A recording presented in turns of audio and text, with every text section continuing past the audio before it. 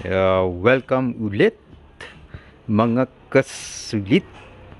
So nandito na naman tayo sa ating pagpapatuloy ng pagdodocument para sa ating e-trike repair and restoration.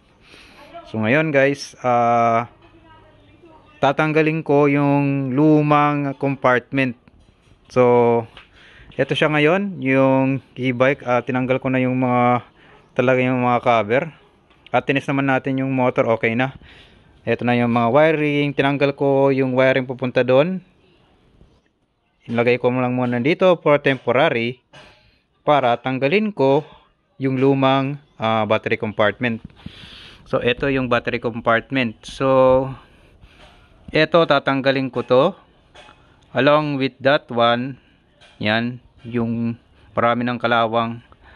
At plan ko din na tanggalin ito kasi papalitan ko ng buo talaga. Parang diretso yan hanggang dito yung build papuntang ibabaw. So gagamit ako ng parang stencil, gagamit ako ng cardboard or ang tawag nun, illustration board, yung mayroong itim at saka puti na board.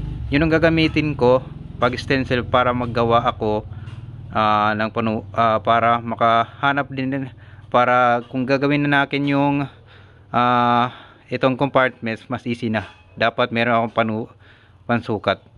So for now, tatanggalin ko muna ito lahat. Ito pati na rin ito yata, tatanggalin ko na lang ito kasi masyadong kinakalawang na dito. So meron ng mga kalawang dyan, yan o. Hindi ko lang alam kung makakahanap ako ng ganito, mga 1mm na steel plate. Yan. So yung tatanggalin ko, itong parting to at kang papunta dun. Meron ako ditong guys, pagtanggal ko pala ito, hindi talagang mga power tools, kundi ito lang. Ito lang. So guys, i-post ko muna yung video dito at papatuloy natin. Yung video ito ngayon, hindi to for just only one day. Matatagalan to kasi maghanap pa ako ng pampalit doon sa mga steel at yung pag-stencil ng bagong compartment. So post muna natin at balikan na lang natin ulit. Okay, eto na. Kung makikita nyo, wala na yung old compartment. Ito yung old compartment. Talagang kinalawang na. Pinasa sa likod, sa ilalim. So yan yung ilalim. Ngayon, ito na siya. Yung gagawin ko na lang, gagawa na lang akong tencel para sa paggawa natin ng compartment. So ito na yung pinaka mababa. So maglalagay pa ako dito yata ng isang bracket. Katulad nito. So yan. Tinanggal ko. So kitang-kita na lahat yan. So ngayon bibili ako ng tawag nun, illustration board at saka gagawa ko ng stencil para sa paggawa ng bagong compartment. Okay, ito na yung update natin sa ating papaayos ng tawag nito, yung battery compartment. Ito meron akong nilagay dito na box. So yan. Nag-mock-up lang ako, naglagay lang ako ng box. So meron na ako ditong illustration board. Ito na yung gagamitin ko para maggumawa ng stencil sa ipapalit nating tawag ito, battery compartment. So yan. So puputilin ko rin ulit dito yung video at gagawa na lang ako. Hindi ko na lang maglalagay ng tawag nun, time lapse kasi masyadong tatagal na itong video na to. Ang purpose naman natin dito, makagawa tayo ng stencil at tapos maghahanap na ako ng steel plate na gagamitin natin para sa ating battery compartment na i-rebuild dito. So balikan natin ulit. Okay, update ulit. Ito na siya. So ito na yung ginamit kong 1/2 na illustration board sa paggawa natin ng hulma ng tawag nito, battery compartments. So ito, yan oh, nilagay ko na rin yung nasa ilalim na protector, plastic protector niya sa ilalim. So yan. So okay, maganda yung pagkaka stencil na aking paggawa. So ito medyo mayroon pang pulida dito, pero okay na lang to kahit wala na to, yung ginawa ko lang to para mag-hold lang.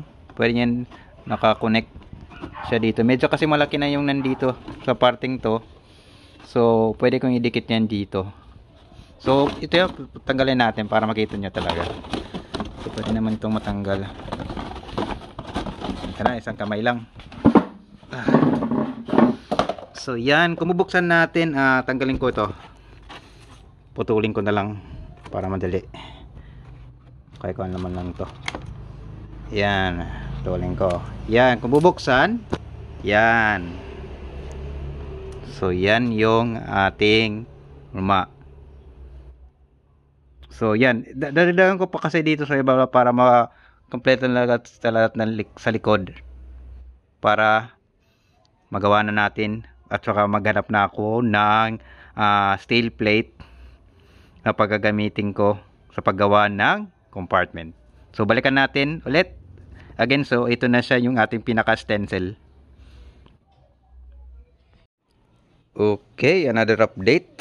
So ito na po. Nakahanap na po ako ng gagamitin na kung para sa battery compartment. So nakahanap ako ng yero. So itong yero na to ay napakakapal naman. Yan, makapal. So okay na rin to. Yan, tingnan mo, matigas. Yan. So itong template na to, ipapadikit ko na lang dyan at saka yun ako magte-trace. So yan na yung gamit nito, yung ginawa nating tracing or template. So medyo hindi lang tawag to malapad, pero okay na rin kahit ganyan. Gagawin ko na ng paraan para malagay ng extension dito sa kabila at dun sa bandang kabila. So yan guys, so papatuloy natin. Post ko na lang dito yung video ulit. Ito na po, ito na yung panghuli dito sa ating video ng paggawa ng battery compartment ng e-trike natin. So ito na ho. So yung ginamit kong pang-cut ay ito lang guys. So manual. So yan, tinupi ko na at nilagay ko na dito. So continuous to, galing dito sa harap. Yan. Tinupi lang, ikot pababa at yun na sa likod, sa ilalim. Dire-diretso yan. Walang masyadong cutting sa gitna, dire-diretso at pataas. Tapos patag naman, pataas ulit at nilagyan ko na lang ng extension. Kasi sa ating build, wala ito. So nilagyan ko lang para wala na itong mga butas-butas dito. So medyo maliit lang pero okay na rin yan. So yan lang. So okay na rin. Kung ilalagay natin itong U-box. Oops. Ilalagay natin U-box muna. Okay. Yan, buksan natin. So yan yung magiging loob niya. Hindi pa pumasok pala yung box to. Yan. So yan yung magiging resulta nitong ating paggawa ng battery compartment para sa ating e-trike repair and restoration. So guys, dito ko na lang itatapos ng video. Medyo tumagal lang yung video natin dito kasi talagang gagawa pa tayo ng stencil, magkakating pa. Ngayon nga temporary pa to, hindi ko pa nilagyan ng rivet. So nilagay ko lang makap at check ko na lang kung ano yung meron pa bang puputulin doon kasi meron pa kasi dito dalawa na. Yan dalawa nag sasabay sila. So tatanggalin ko pa yan at guntingin. Yan. So dito ko na lang itatapos yung video guys. Medyo mahaba na. So guys, thank you for watching. You can like, share and subscribe to my channel para sa ating susunod na mga repair and restoration video nitong ating e-trike dito sa ating sulit o hindi sulit channel. Woo!